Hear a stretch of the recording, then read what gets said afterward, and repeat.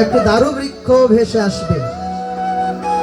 দারু বৃক্ষ মানে হচ্ছে দ্বারকা থেকে যেই বৃক্ষ আসবে, ওই বৃক্ষ থেকে তুমি আমার মূর্তি বানাইয়ে এই মন্দিরে স্থাপন করবে। মূর্তি হবে তিনটা, একটা হচ্ছে জগন্নাথ, বলরাম এবং সুভদ্রা। তিনটা রূপে তিনটা মূর্তি এই মন্দিরে স্থাপন করবে। তো এবার ইন্দ্রধুম্ন সৈন্য সামন্ত নিয়ে সেই বৃক্ষ আনলেন। সেই বৃক্ষ তো আনা হলো, কিন্তু জগন্নাথ, বলদেব, সুভদ্রার এই রূপ কে দেখেছে, কে কিভাবে বানাবে? এখন এমন কারিগর কোথায় পাবেন, চিন্তায় পড়ে গেলেন। তখন ভগবান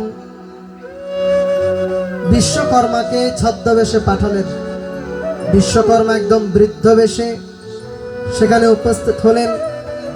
বললেন, রাজন, আপনি কি কারিগর খুঁজছেন মূর্তি বানানোর জন্য?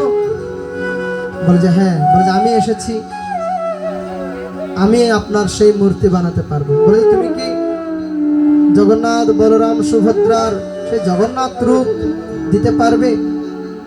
বলে তুমি কি দেখেছো?